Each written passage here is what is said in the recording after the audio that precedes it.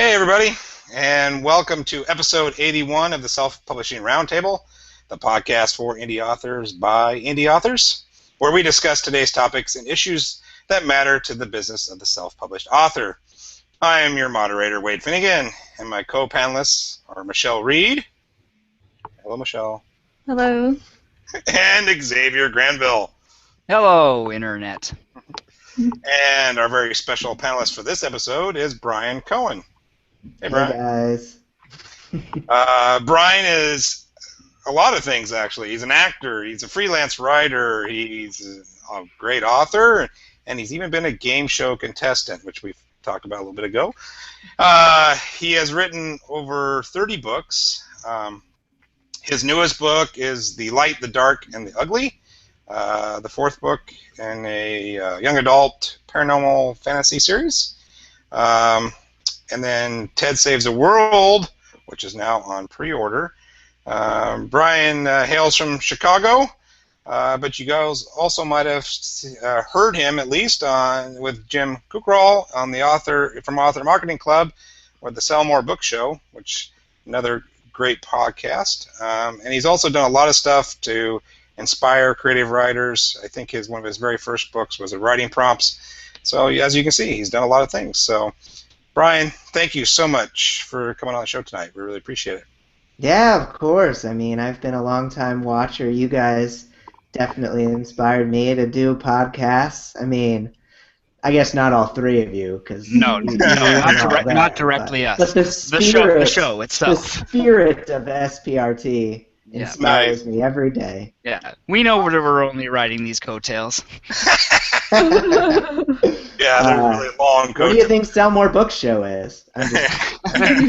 Yeah, it's just you and Jim, and mostly Jim. And mostly Jim. I love that show. I think the dynamic between you two is very entertaining, and because you have that sense of being able to be a personality, if it was just Jim talking all the time, it'd be very dry. This is true. Yes, it does add a little spice to it, and yeah, and it's good. It's good information too. It's not just entertainment. No, exactly. Very good entertainment. Seems like we got quite a few people already listening tonight, which is awesome. Hopefully, I didn't scare Kate Morgan with my introduction. So, you guys, leave questions. Don't just banter amongst yourselves. Bryan's got lots of knowledge, so leave some questions for us. And when the show is all done, please take a moment to leave a review on iTunes or give us a share, thumbs up, something. We need to do that to keep the show viable. So thank you, everybody. Anybody? All right. So what do we want to start off with tonight, Xavier? Our questions are kind of all over the place. So was there something burning that you wanted to ask right away, or you want to do with one of mine? Well, how about quickly tell us which game show that you were on? Just so the world knows. Yes. Well, I figured if he teased it, and so I figured we better get it out right now, so that way we don't have to bring it up ever again. No, I understand. In 2012, I was on Who Wants to Be a Millionaire, and I won $20,000. It was awesome. Woohoo! So how much, like, from that $20,000, like, obviously you had a chance to start funding yourself. What was that like? Oh, it's always nice. I mean, really start funding, pay down debt, pay off part of wedding. But some of it definitely went into books, went into website stuff, and I think it's just such a cool thing to have a little bit of money stocked up, and when you can, especially when you kind of know what you're doing. Unfortunately, 2 years ago, I didn't know what I was doing as much as maybe I do a little bit more now, especially after having done Sell More Book Show. Surprise, when you're researching the news every week, you learn a lot, and I've definitely kind of wish I had 20 grand sitting around right now, but I think that whenever you if you are ready, like if you have money at a point when you're ready to actually use it and do smart things, then so much the better. So it's more incentive to know everything. That's a good point. Yeah. So you officially would say you kind of got into this 2 years ago? Okay, give the crowd a little bit of background, I guess. Let's background. Yeah, let's back up a little to before me cracking jokes with Meredith Vieira. She has a lot of rings. She has like 20 rings on her hand. Very heavy hands. Very heavy-handed. So in 2008, I actually started blogging. That was when I started Build Creative Writing Ideas, which is where I have all the creative writing prompts and essays on writing. And I wasn't really making much money off it, but I was starting to build up traffic, so I at least could convince myself there was a reason to keep doing it. And the pages that got the most traffic were the creative writing prompts. I was using keyword, I was search engine optimization to figure out what should I write, and then that's what I came up with. 2 years later, I found out about digital products, didn't even know about KDP yet, threw stuff into a PDF. My mother-in-law was the first one to buy it, which was 1,000 Creative Writing Prompts was my first book, which was basically me throwing together 100 blog posts of 10 prompts each. And then the next month I found out about KDP, so I started publishing in August 2010, I guess you could say, but I didn't really, I felt like I maybe missed some opportunities back then. My books were kind of selling pretty well on their own, and when you're poor, any bit of money seems like a lot of money. I feel like if I had kind of back then done more research about keywords and building up a mailing list and all that stuff, I'd be sitting really pretty right now. But I did kind of dabble back and forth with a lot of nonfiction then. I did do a novella called Ted Saves the World in 2011, which later became the basis for my novel series when I kind of had my act together a little better and could sit down and actually write a full book that wasn't just me babbling about creative writing. So that's kind of my vague story, but I really think a lot has happened in the last year. I've learned a lot. I've worked harder to learn, and I just doing so much research and networking and making a ton of connections that it really, so much has changed in the last year. It's crazy. It sounds okay. So you said so much has changed last year. Can you highlight a couple of those things that you think you've learned the most, or what are your top things you've learned? Oh, sure. Well, I think that networking is so key, and I think the best way to do that is to create something for other authors that will help them. And that was when in February, in February 2014, I did my first multi-author Facebook event. I ran an event with 16 authors. They were all nonfiction authors of books on writing. And the reason I even came up with this idea was because I found out about it. A guest of Simon Whistler's on Rocking Self-Publishing, he did a zombie multi-author Facebook event, and I said, I should totally do that. And the idea was in the back of my head, and then I got a BookBub for my first ever BookBub for one of my creative writing prompts books, and I knew from all the David Gaughran stuff that, well, if you have several days in a row of high sales, then it's going to boost things. You know, that idea that I'm stealing from Simon's guest, I should totally put that into practice myself. Not stealing. We've talked about it. Borrow is the right word. Borrow. I just like pretending that I'm a criminal. So, oh, yes. But a gentleman bandit. A gentleman bandit. What ho. So I was really pushing to do that just on the day or two after the BookBub to try to give it a giant boost. And in the process, I met so many people, got to become friends with Steve Scott, who is doing incredible things, making $100,000 a quarter with his nonfiction habit books. And that's where I met Jim, and I met all these other great nonfiction authors. And from meeting Jim a couple months later when he posted on Facebook saying, hey, does anyone want to do a podcast? I was already connected with him, so I was able to say I would, and no one else responded for like a day, so I was in there quick, and he Wow, Googled cool. the heck out of me, as he says. Sounds And, like I got Michelle on the show. Nobody else wanted to do it. So Yeah. And then That's a and then good way I to do approached it. last second. That's a good way to do it.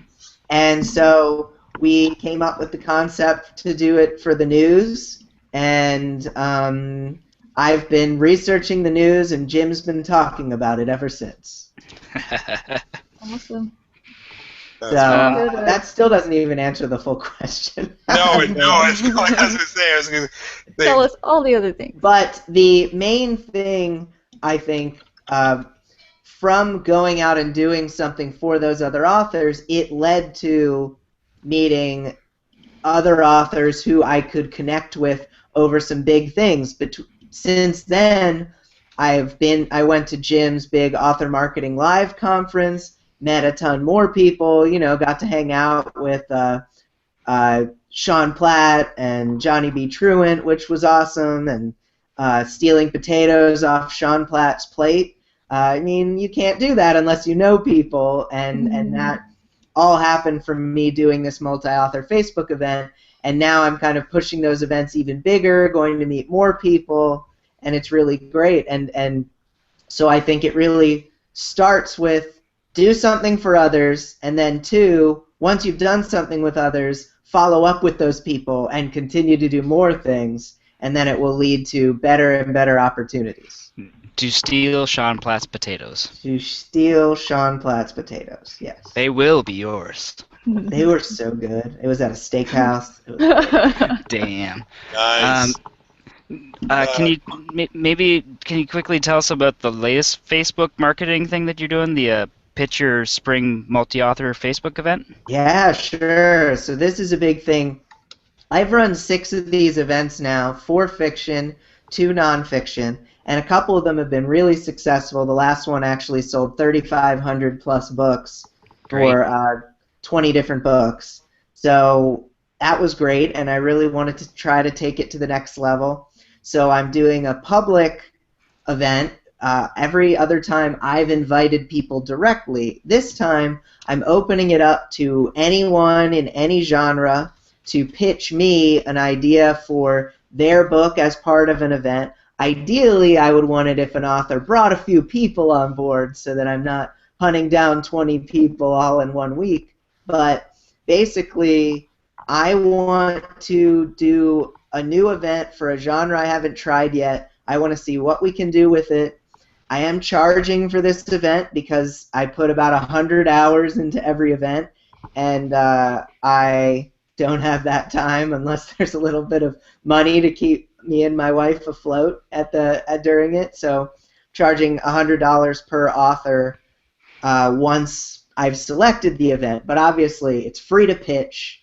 Anyone can pitch me an idea, and I have all these people saying they're working on their pitches. I was just on the writing podcast with Lindsay Baroker and Adam Poe, and they said, oh, well, we want to put something together. So I'm hoping to get a lot of submissions and see what's out there. And I mean, if I get like a few good ideas for these events, I'll probably do a few of them. I mean, why not if they seem like they're going to be awesome? So really excited about that.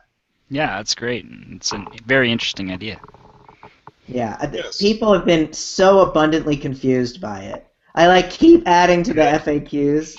So if anyone in the comments of SPRT has questions about this, I will answer them live.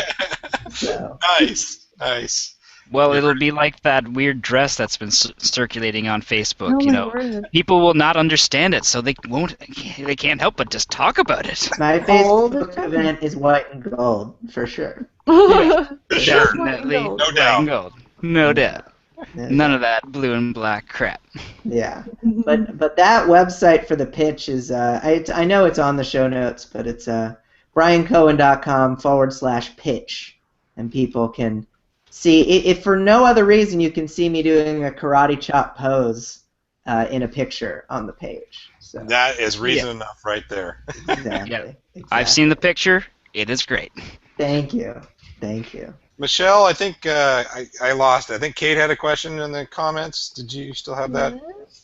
Yes. The boys are talking so much it keeps scrolling down too fast. What Yeah. does Brian know now that he wishes he knew then? That's what it was. Ooh, that's a great good one. question. Email list is number one. Email list is by far number one. If I had known about gathering people to become followers in a more direct channel like email as opposed to Facebook, as opposed to Twitter, I spent too much time on both of those. If I had known email back in, man, if I had known it in 2008, I'd be on top of the world, guys. You would. Me and my email. 2008 Yeah. is like when the I've- internet was invented. 40 basically. billion email subscribers. You have no idea how many emails I've typed. But no, I think email is number one because it's something that you can continue to grow over time, and it's just the best. I mean, now I read a thing that said Facebook posts. I don't want you guys to get upset, but Facebook posts now only deliver to 6% of your followers. Whoa, Six. that's way down. Yeah.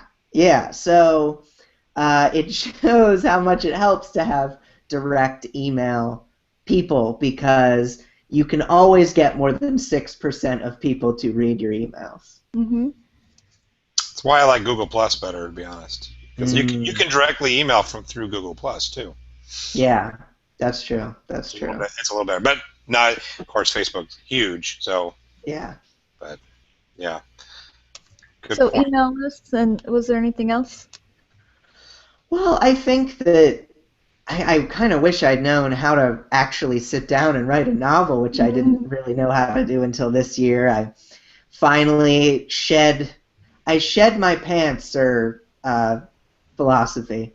We're a no pants show, so you fit right in. Okay, good. Thank goodness. So got rid of pantser tendencies. I mean, I used to do improv comedy, so I always thought, oh, I'll just go through this Wing like it. a scene, and it'll be fine. And it worked a little bit until I wrote myself into a hole. So when I started plotting, started using story beats, it was definitely a self-publishing podcast-inspired thing, along with others. And since I've learned that, I really learned that in April last year, I've now written 4 novels. And you have been before very that, busy. I tried to write. I have 6 unfinished novels from before that period. So I think you can definitely say that outlining has been very good to me, and I'm in love with outlining as a result. That's really interesting, right? The last point there, because you've had 6 starts where you didn't get to finish, and then now since April of last year of 2014, you've written 4. Yeah. That is tremendous turnaround. Now, when you outline, how detailed are you, and what sort of things do you just give, like one-liners and then write story beats from that, or how do you do that? Yeah, I mean, basically, I do 1 line for each chapter in my top-down overview outline, and then from there I do story beats about 6 to 8 bullet points per chapter. And I do this all handwritten. I don't know. I felt like when I started outlining, I wanted to make it as much like my high school essay outlining as possible. Don't ask me why. It was just something that felt right. So I write my outline by hand, and then I do the story beats. So it ends up being about 10 pages because it ends up being 5 parts and then 2 pages per part. I haven't really figured out how to not make a book that's around 50 short chapters. It's just I do the same thing every time because I'm a person of habit. But Whatever works. yeah, whatever works. And then I use my little electronic keyboard, my Neo 2, to type my entire first draft. It's basically old technology that it doesn't even have files. You actually have to plug it into your computer to import, and it types like a player piano, which is really cool to watch. But it's the Neo 2. There's no distractions, no internet. I bring it to a writing co-op space that I belong to. I go there, I sit there, I type, and then I leave, and I don't have to worry about getting distracted by the internet while I'm doing it. I'm really jealous of that because I did, at your suggestion, look up where I can do that here, and it is Yeah. nowhere. You got to do a Kickstarter. Start one. I don't know what I'm trying to do. I'm trying to write my books. You can do everything All the things. I'll just do all all of at the same time. That's what I do, and I'm not insane. them. You There's do. no- You're always doing stuff all the time. There's no writer groups around where you're at, Michelle? Because usually they have a co-op space when if you join a writer group. Oh, I didn't look that hard. Okay. Sorry. I messaged Brian and he was describing what it was, and so I Googled those exact words and nothing popped up. Mm. Yeah. And I didn't really go. Well, much maybe it farther. was because you were typing too hard. That causes problems a lot. It causes problems. Google doesn't like that. It's like, she wants this too much. I'm gonna make her wait for it. Yeah. Yeah. That's a good. How did you, Brian, get into doing the writing prompts thing that kind of started this off? How'd that come about? Well, that really goes back to the improv comedy background. I started doing improv in college and actually moved to Chicago initially to do improv and studied at some of the local theaters here, and it was great, a lot of fun, learned a lot. And from doing those scenes, every scene opening, you're basically like two characters that you try to figure out kind of what's going on with the other character as you go, and you create kind of things around you that show your location, and there's a scenario all going on. And so when I was working on Build Creative Writing Ideas, I realized, you know what? Creative writing prompts are basically like the beginning of improv scenes. So I just need to write the beginning of a bunch of improv scenes, and then I'm good to go. And so that was kind of how that came about. They don't completely sync up, but it really, improv teaches you to think of ideas very quickly. Doesn't necessarily teach you how to flesh those ideas out past 5 minutes, but it does teach you how to come up with ideas. And I think for a while that was like blessing/curse territory, because there were tons of ideas, but none that I could finish until I was willing to actually sit down. I mean, before I wrote Ted Saves the World in middle of last year, my original idea was to do 3 different series, 3 different series starters, because I had all these ideas. But then I realized, I should just focus on this one idea for a while, go against my improv nature, and push that. So the writing prompts, I mean, they just came really easily, and when you, a guy writing a creative writing blog, having trouble writing, but I wanted to just keep doing something that came naturally to me, and that was what came every time I tried to sit down and write. It was just the easiest thing. So I was lazy, is what I'm trying to say. I was being lazy. I was just being lazy. Yeah. Yeah, I was just gonna add to that if that's cool. Because I came from a comedy background when I was in Ottawa and in Toronto. I was constantly going to comedy gigs and doing little shops and always doing skits with friends and stuff like that. And there is exactly what you had said. There's a little bit of a delineation between the what you can actually do with the improv background, because it's such a great little tool that you can use for the coming up with ideas, but actually writing a book from that idea is a totally other thing. You likewise, I think I had 4 or 5 on the go books before I actually wrote a single one. Yeah. Yeah. And I think with because of improv, it's a constant back and forth between people. But when you're writing solo, uh, it's not like you have that person to bounce the laughter off of. Hmm. That's true. But dialogue, it's so key for dialogue. I feel like dialogue is easy now because of improv. And, because I listen in on people's conversations too, but, that's everybody. Yeah, always watching and listening, right? I Hmm. did that with lunch today. Xavier, go. Hmm. I've been hogging. Go with one of your questions you had down, sir. Okay. Okay. Um, so, what can you tell us about with writing YA? Does the genre naturally call to you, or do you find that you have to censor yourself when you're writing it? And what kind of marketing do you focus on, given that the Ted Saves the World series is YA? All right. Well, when I think about me writing YA and if it comes naturally to me, I think about the movie Walk the Line about Johnny Cash and how they played as slow as they did because they couldn't play any faster. And that's how I feel about Hmm. YA. I am not deep. So, I mean, I feel like maybe I'm not deep and I'm immature. So I feel like writing Yay! No teenage wonder we're characters. friends. Yeah, I feel like writing teenage characters and writing in a high school setting comes naturally to me. Because when you're a dork in high school, you think over and over again about the conversations you had, even like 5, 10 years later.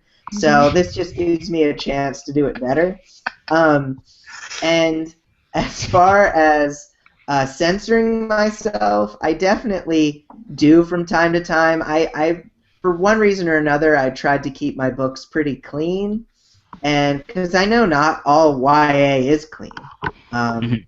and I don't know, for one reason or another, I just decided to keep it relatively clean, I guess, give a wider audience potential to it. And I've had people review it and say, oh, I'm so glad this is clean, and that's all they review about. So I guess there's a contingent of people that really cares about that sort of thing.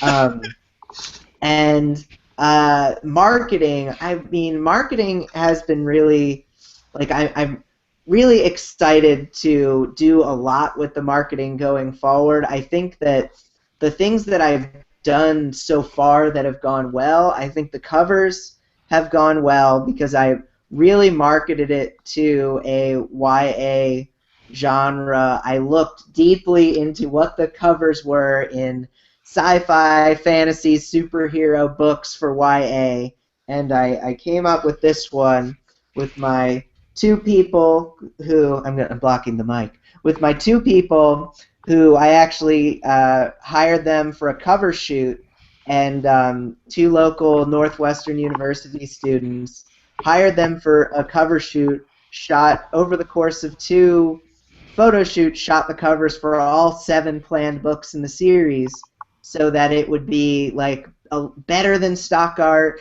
They'd be in the kind of poses that people are in on those books without me having to hunt for them.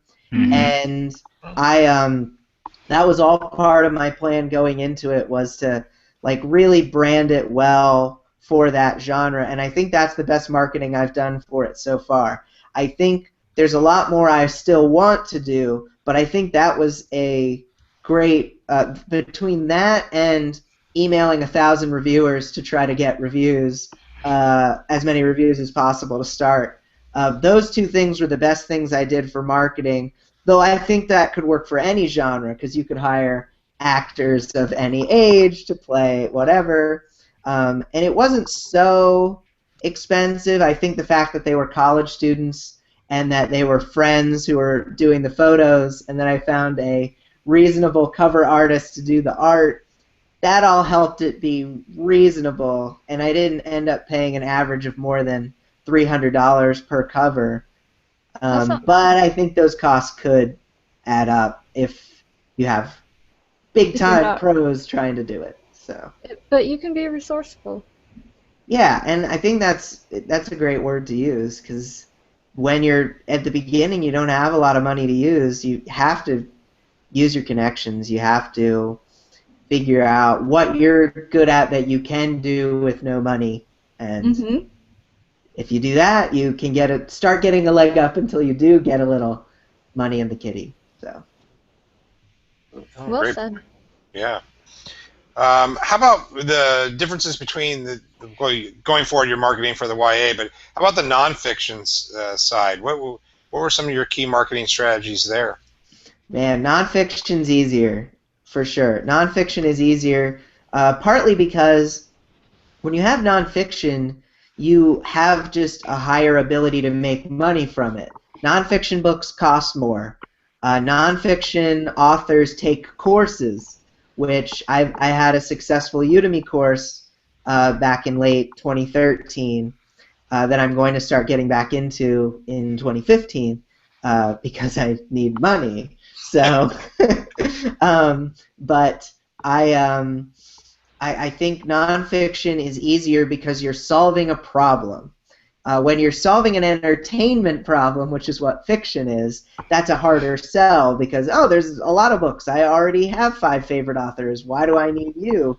But if in nonfiction, you see a niche. Like, for instance, the Facebook marketing stuff, that's nonfiction. It's 2 other authors. I'm working on a product right now for it, and I'm planning on doing a course for it.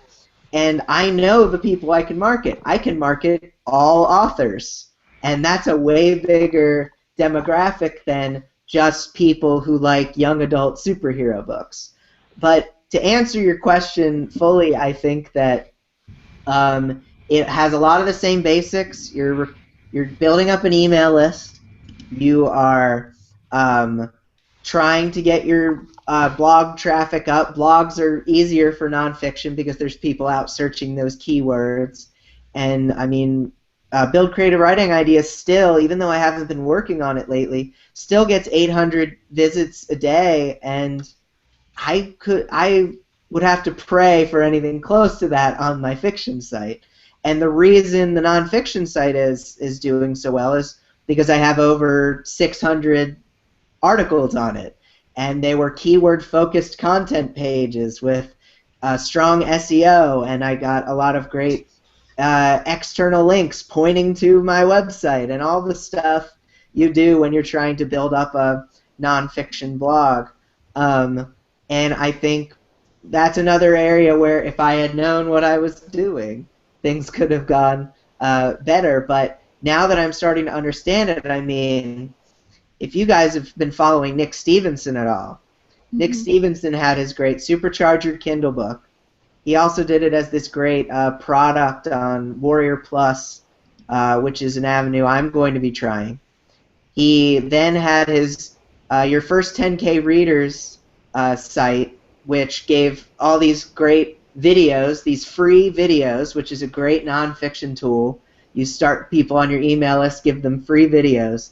And then, once he'd given them all this content, he pitched his product, which I don't know if you guys have seen it. It's a $597 product.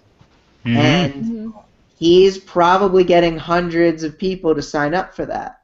And there's no discount.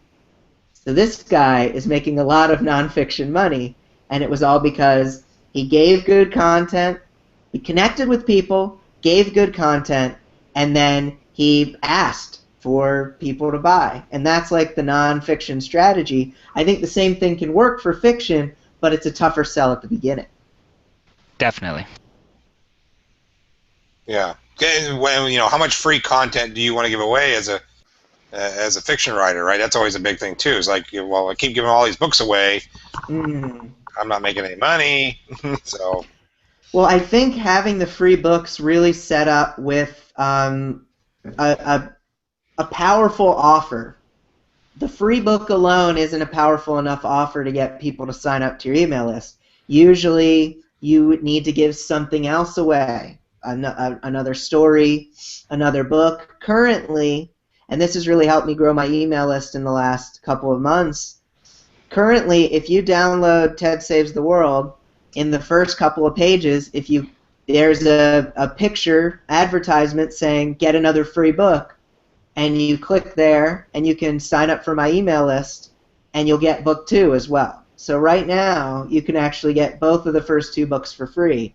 And it was scary to do that, but as I'm learning from the nonfiction stuff and seeing from other people having success with the fiction, you need to have an offer in that free book. So giving away more for free isn't necessarily a bad thing, but if you get them on your email list, then, I mean, that's the reason you do it. You can't just give stuff away for free and hope people are going to buy through, because you can't count on Amazon to sell your next book. You can't count on the other platforms to sell your book for you. You have to have the email list of all those people, or you have to have a Facebook tracking pixel tracking all those people on your site. You need some way to get in touch with those people later. And so just giving away the book for free isn't enough anymore. Darn Good it. point. Yeah, Darn it, I know, right? But my free book. But free. I know. Ah. I know. But when you have, like, I only have the 4 novels. When you have, like, 10 novels, when you have 20 novels, giving away 2 novels, not that Not that big of a deal. Yeah. That's a good point. Good point. Yeah, and you got to be thinking legacy if you are an author, like in the classical sense. You know, if you are going to be leaving behind a body of work, 2 books is not going to be a big deal. unless you're Harper Lee. That's right. Yes. But just make the first one really damn good. Mm-hmm. Could you imagine if Harper Lee had started off as an indie? No. Michelle, there was somebody asking a question about reviews or reviewers, and I missed How it. did you get your first 1,000, like your list that you emailed of 1,000 reviewers? I used Author Marketing Club's Reviewer Grabber, which is, a plug for my buddy Jim. Author Marketing Club is $149 a year, so it's not cheap. But he has a tool on there, the Reviewer Grabber, that actually spiders Amazon and looks to see which reviewers have either their email address listed or their website listed. And it puts it into an Excel document for you. So I hired a virtual assistant to basically, I gave her a giant list of books, had her add those books, click through, keep adding those reviewers to an Excel sheet until there were 1,000 reviewers on there. So cost was involved. The virtual assistant was not terribly expensive, about $5 an hour. I don't remember how many hours that took, probably 8 or so. So if you add With the assistant? I'm sorry. a virtual assistant that I hired from odesk.com, Okay. basically you can hire people who work overseas at a lower rate to do some tasks, usually not anything related to writing, but something related to sending things that you've already composed or doing tasks for you. And I mean, my virtual assistant is currently working on a new thing where she's finding a list of book reviewers on YouTube, some of whom have hundreds of thousands of subscribers, and that's going to be kind of my next push for that. And she's finding all of their information through their websites, through their YouTube channels. And so that's one of the ways that I'm using virtual assistants to try to, like, give me that big boost. Okay. And once I had that list of 1,000, then the two of us, we sent emails to all 1,000 people, and they were customized for each person that it was sending to. It wasn't just some giant mass email, which is technically illegal. So it was all individual emails, 1,000 dang emails, and it led to getting over 100 reviews on 10. Did your fingers bleed? A little bit. It was like whiplash. Okay. You shouldn't type so hard. They don't Yeah, like that. I typed so hard. See? Google doesn't like it. My hands don't like it. I have a question if there's not, I didn't see any more. Go, Michelle, go. Dweet. Okay, you were newly married, correct? Yeah. When you were doing October this. 2013, so a year and Yes. change. So, what did she think of it? Did she think you were crazy, like having ideas all the time, She and always thinks I'm crazy. in a good way or bad way? In a good way. In a good Okay. way. Most of the time. Yeah, no, I've always been an idea guy. It's like she knew what she was getting into, which was that I was always going to brainstorm crazy ideas. Some of them were going to be good, some of them were going to be bad. But now that some of them have worked, because I've had epic fails of ideas that have lost me tens of thousands of dollars. And Huh? she stuck with me through all of that. So I guess she's in it for the long haul. But John Reed does the same thing, and he's always like, "You're crazy. Well, how Yeah. much is that going to cost us?" yep, and I think that you need one crazy person and one sane person in every marriage to really make it work. I agree. Two sane people would probably also work, but But it it's would as not fun. be any fun. No, exactly. Yeah, it'd be really boring. But I think it's great to have a more analytical, focused person in the marriage, because when I do have crazy ideas that are too crazy, my wife can help rein me in and often help me push the idea in a better direction than I had going in the first place. It's sometimes like pulling teeth, though, I would imagine. That's the way it is here, because he's like, "You really need to think about that." And I'm like, "No, if I don't act now, then it won't work." Yeah. Yeah, well, I I try to run important decisions by her, and if she didn't think the YouTube was a good idea, because I was doing a daily YouTube channel and I spent some money on video equipment, and not too much, around $500, and not tens of thousands of dollars like Right. I lost before, so comparatively very small. And I did keep up daily YouTube for about a month and a half, and now I'm switching back to weekly because I got a little overwhelmed. So she gave me the little "I told you so." Really, her tone is, "Oh wow, so you did keep up? Oh, I'm I so feel like shocked. that's never happened before." Um, so yeah, it's great. I love it. I love her. So, but yeah, it's good to have a person to help you not be crazy sometimes. But then when it does work, you're like, "Haha, see?" Exactly. Or that's what just it me. was We at did the it. book. And then you get that finger pointed at you like that. I do that Yeah. a lot. I'm, I'm right. No, no, Ah, Right. raise the finger. Raise the finger. That I should we love call be it the something. Jesus finger. That's what they call it at church. Oh, I don't know that because I'm Jewish. Well, now you do. Now you do. My daughter informed me yesterday. She said, "Did you give me the Jesus finger?" And I was like, "I don't know what that means. I don't know." I'm sorry. Yeah, I would be afraid about giving the Jesus finger. It sounds frightening. It sounds like it's very old and probably dust. Good times. I'm glad where this has gone. I really like it. I know, right? It always goes in a fun Yeah. I've got a serious question. No way. Oh, okay. I do. I really do. I was reading a recent article posted by someone on Kboards, and I'll post the link in the chat here because I won't get into it too much because I think people should read it.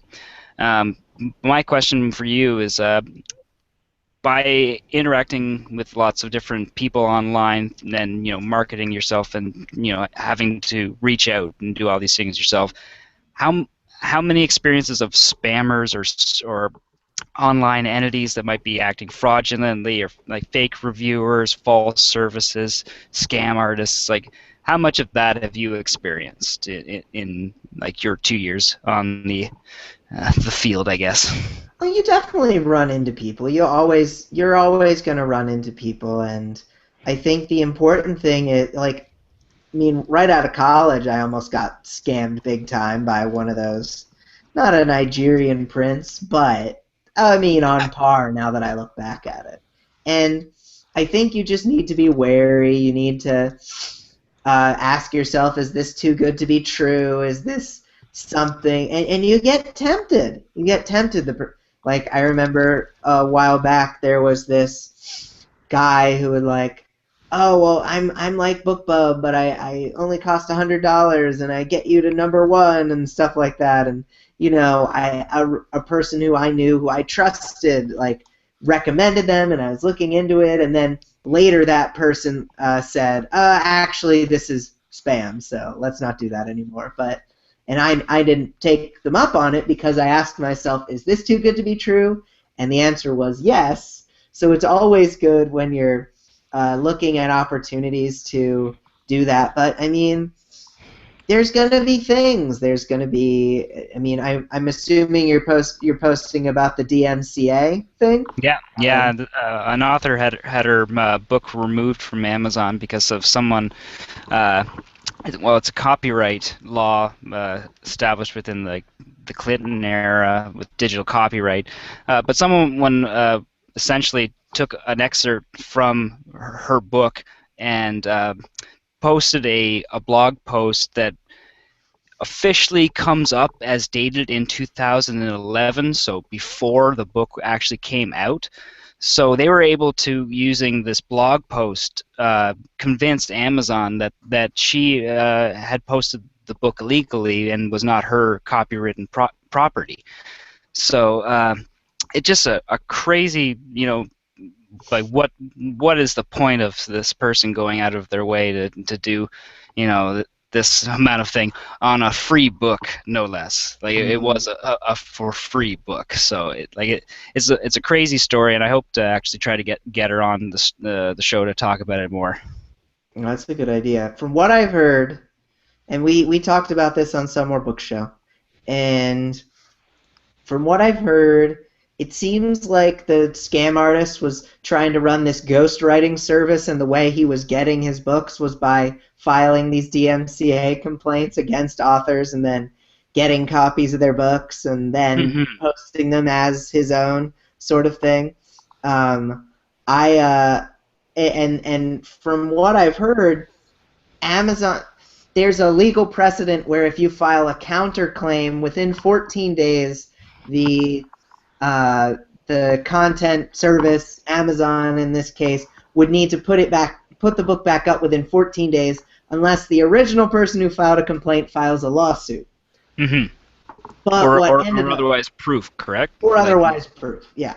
And what ended up happening, Smashwords put the book back up almost right after they explained it. And then Amazon didn't put it back up until the K-Boards community joined together, basically emailed the heck out of Jeff Bezos, who has his email account available, got a bunch of support emailing him, and then he emailed back saying he was going to take care of it. So heads might be rolling for the people who didn't listen to the indie author in this case. So I think it's getting resolved, but yeah, super scary, right? Yeah, it has been resolved. Like the book is now back up, but you know, it was like a good 2 weeks of hell for this one woman. So you know, it's just a testament to the fragility of the system. The system is down. Indie authors beware. Do not get wrapped up in stupid scams that some people will try to do. Good point. Good point. Not to turn it into a plug by any means, but I know in the chat a little bit of talking about Author Marketing Club, and I've heard lots of good things. And you doing a show with Jim, can you give us a little bit of highlights of what they actually do and how you're using them? Yeah, well, I mean, I'm totally biased because I am friends with Jim, I work with Jim, and I actually have some content up that you can access as part of Author Marketing Club. So good disclaimer, Brian. Good disclaimer. It's definitely going to be biased, but Author Marketing Club definitely has a lot of great stuff, and Jim's adding more things as often as he can. There's the Reviewer Grabber is really great for the reasons I mentioned. There's a description tool that lets you easily import the orange bold header and the like secondary headers on your description. You can just kind of copy and paste your description in, and it generates that really easily. There are now 7 courses taught by me that you have access to on Author Marketing Club as part of the Author Marketing Academy, because now it's all under this thing umbrella, the Author Marketing Institute. And the courses are everything from how to sell your books beyond Amazon to selling the first 100 copies of your book. And so there's basically these 7-hour-long courses, these 7 one-hour-long courses, and those are all on. When you sign up for Author Marketing Club, you get access to all of those. There's like a landing page creation tool for like kind of like a squeeze page for your book. There's so much stuff on there, and it's pretty wild. And I definitely fully recommend it. But the ways I've used it, Author Reviewer Grabber, and I've used the description tool. Both of those very frequently. I've also used. There's a nice list of free book submission site thingies that you can submit to a bunch of sites for your 99-cent or your free book promotion, all in one place. Okay, that's awesome. I think it's one of the things is I think it's becoming better about the indie community is there are more legitimate services for us to access instead of always having to feel like you have to do everything by yourself. Like you said, it's not cheap necessarily, but you're getting value for that too. So on the flip side of the scammers, there's some legitimate services that are out there that are doing some good things. So yeah, oh for sure, and it's great. I mean, it's maybe sales are down. I know a lot of people say sales are down, but I think support is up, collaboration is up, and so it's positive for the long term.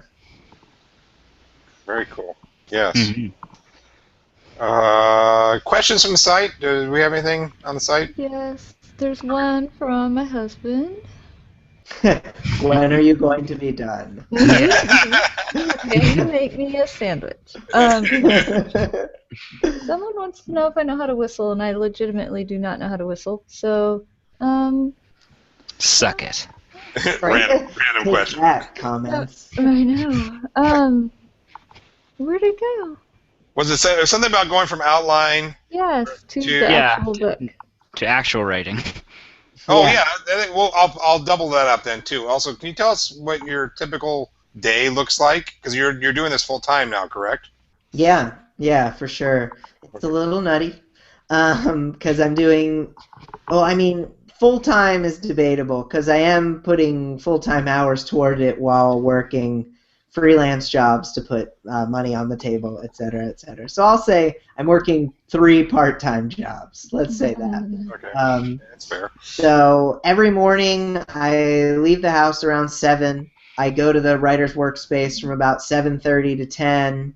During that time, I'll take any part of the fiction writing process during that time. If I'm outlining during that time. If I'm writing first draft copy, I'm writing first draft copy. If I'm editing during that time. So currently I'm in editing stage for book 4. So I'm editing these days. I come back home.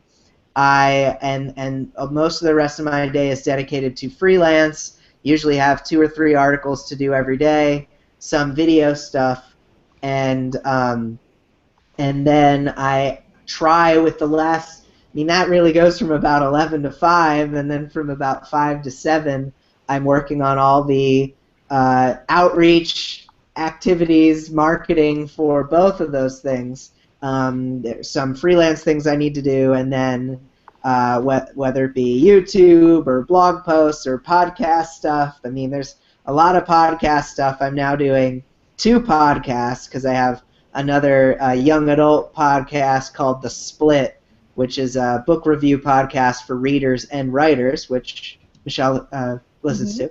I really like that one. Yeah, I like that one too. It's lots of fun. Yeah.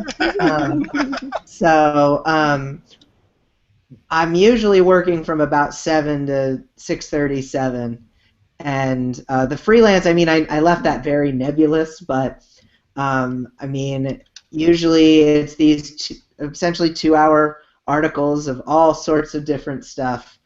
I'm sworn to secrecy on most of it, so I can't actually say. I'm writing for Obama. No, um, but yeah, I would probably pay better actually. But Yeah. Or maybe Hillary or something. ooh, good idea. I'll put that in the book. But yeah, I mean, the tough part about my daily routine is that I'm writing in the morning, then I come home and I'm writing, and then I'm writing. So I've actually developed a little bit of carpal tunnel symptoms in this hand. I've been trying to use dictation software more. I use Dragon Dictate for Mac. I'm trying to take better care of myself so that I can continue to write for many years and that I don't have to get a bionic hand. That would be cool, though. Yeah. Would be I'm shocked that you're just saying that not bionic hand is not the dream. I'm gonna make sure I get John's question in too, because he might not let Michelle come back on the show if I don't. So, from outline, now you outline extensively. How do you go from outline to getting words on the page? Well, I feel like if you write enough, and like I said, I have basically a fifth of a page dedicated to each chapter once I have my more specific outline. So those are like my connect the dots. I know basically everything that happens. So really, I'm connecting those. I expand those a little bit, and I connect them with description and dialogue. So if I know at the beginning of a chapter that Ted is going to, I'll use book 1 so there's no spoilers. I know that Ted is going to get dumped by his girlfriend and then he's going to randomly get superpowers. I know that those are going to happen. So I can connect the beginning, I can talk about Ted's feelings about the situation, write some dialogue in there, have some back and forth with him and the girlfriend. Then I have the dumping. Then I have the girlfriend leaving, and so while I'm seeing this all go down, I'm just typing out whatever comes to mind. I try not to restrict myself. That's one of the reasons I love the electronic keyboard. There is a spell check, which I actually just recently found out. I didn't even know it had spell check. But I'm typing as fast as I can, not stopping, going from point A to point B to point C, and usually that ends up filling enough space that I have a full chapter there. I write really short chapters, about 1,250 to 1,500 words. So from my 6 or 7 bullet points, I'm usually able to flesh that out. If I can't, I'll go back and punch it up a little bit. And then during the editing process, I always have to add description. I mean, I used to do screenplays and plays. They didn't have any. I mean, stage directions for like 2 paragraphs, and then you can move on. But Walk How left. long are your novels, word count wise? 70 to 80,000 words. Wow. Okay. So you have a lot of chapters. That's a lot. Yeah, they're Yeah. like 50 plus in each. So. Yeah, well, and I think that comes with that story. Like, it reads like Buffy the Vampire Slayer or something. It feels like a serial television show. Mm-hmm. And if you think in scenes of like how it's cut for television, they're quick scenes, and it definitely has that television vibe.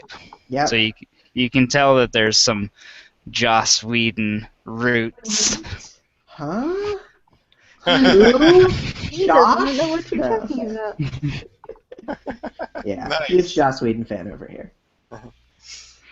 Yeah, no, and I think that's self promoted on across several venues, if I'm not mistaken. Yeah. I post in the description for the book. I say that I'm a Joss.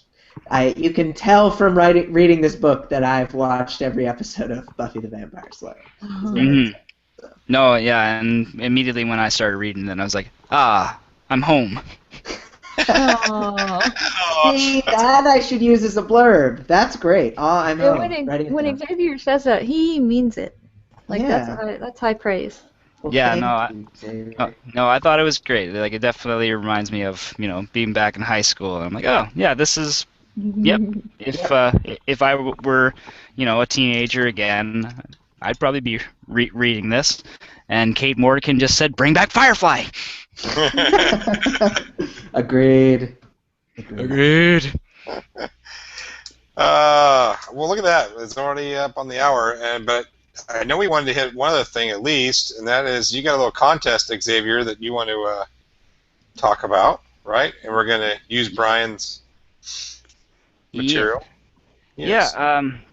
So we're holding a short story contest. We're going to be doing it based on writing prompts on the blog section of the SPRT page. I'll be posting weekly writing prompts, and some of them will be from Brian's 1,000 creative writing prompts. But the contest winner, if you submit me a short story by March 31st, you'll get a free cover design designed by me, and you'll also get Bryan Cohen's 1,000 writing prompts book.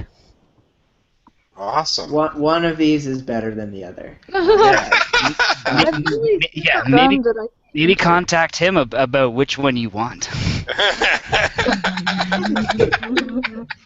Yes. But I've breezed through both the creative writing prompts and the character writing prompts that Brian's done, and a lot of them are just great examples of just like things to get you thinking. Just bringing one up, like a new plague has broken out throughout the U.S., infecting millions of people. How do you avoid getting sick? Will scientists find a cure? Like, that's just a quick little thing to get you thinking about, and then it'll go to something just like you scroll to a random other pages. It's all questions about senses. So if you were forced to give up one of your 5 senses, losing it forever, which one would you choose and why? Just little things to get you thinking about writing. As what improv comedy will do. So you definitely nailed it in that sense. So yeah, if you listeners want a free book cover design valued at around $300 plus the 1,000 writing prompts by Bryan Cohen, which is priceless. Absolutely. For sure. Yeah, for sure, and it's definitely not on Amazon for certain amount of money.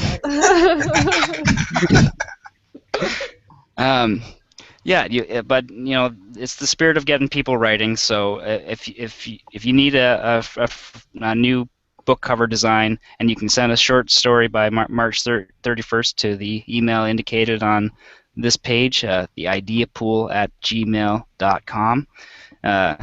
You'll get that 1,000 writing prompts along with a free cover design. And if we have enough submissions, can Michelle and I help you vote if we get enough? Yep. If it comes down to being a panel thing, I will be so much more happy. Then we can vote and duke it out like reality show judges, and that would be great. I love that idea. I'll wear the Meredith Vieira rings. Yes. All right, I know we're getting a little run out of time, but we'll get one more question in because Carl did ask a question I think was actually serious. So, and he wanted to know, Brian, do you think there's space in the superhero genre for adult superhero books? He says darker, more graphic than just YA. Do you have any? I totally do. I know. I know of another superhero author who definitely is geared more towards adults, and I think he's doing quite well. And I think that everyone can sell. Everyone can sell. It's just a matter of how hard you need to work it, because there's people who are now 20 and up who have read enough young superheroes, and they want to read some graphic, killing, blood, sex superheroes, some League of Extraordinary Gentlemen superheroes. They want to, because that's what they care about. It's just finding those people. Run a Facebook event. Use a Facebook targeting tracking pixel. Create a similar audience using your Facebook Power Editor ad thingy, and you'll probably find 1 million people who might be interested, and then target them and get them to sign up to your email list. That was like $6 worth of info right there. So I hope someone takes me up on it. That's good. $6 worth of info. I like it. All right. Xavier, I think you had one other thing you wanted to throw in. Yes, and it's just a quick little thing. It is my mother's birthday tomorrow, so I just wanted to make a live say hi. You're my mother. You birthed me, and that is neat. That is So, It is. thank you. Yes. so And sweet. yeah, happy birthday, Happy birthday, Xavier's mom. That is Thank so you, sweet. Brad. I'm gonna cry. Okay. No, don't cry. If you guys want to have an after party, leave us a comment. Let us know. Brian, I don't know if you know the tradition of that or not, but you're more than welcome to stick around, and some people can pepper you with some questions, possibly, Good. or we might just talk about whatever. But Cool.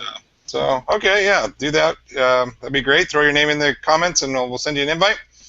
And also just remind everybody that we could use your social shares and reviews. Some people have been asking about iTunes and them updating. That is going to happen very, very soon. I'm working on it tomorrow.